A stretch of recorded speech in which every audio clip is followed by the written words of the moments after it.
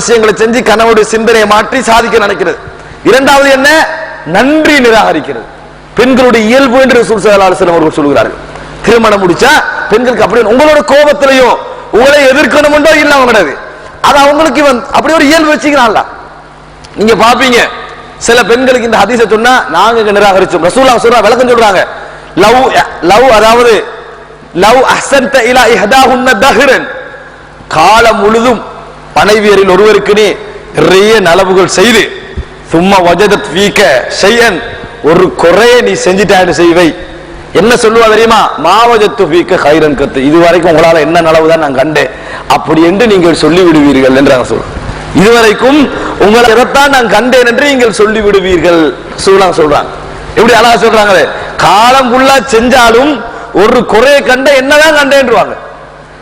இவனுக்கு துட்டிக்கும், அடே நம்ம உசுறுபோ சம்பாரிச்சு கொண்டு கொடுத்தமே துண்டிக்கும். அப்ப இவன் நேராக பாக்குறது ஓட்டை, அவ்வளவுதான்.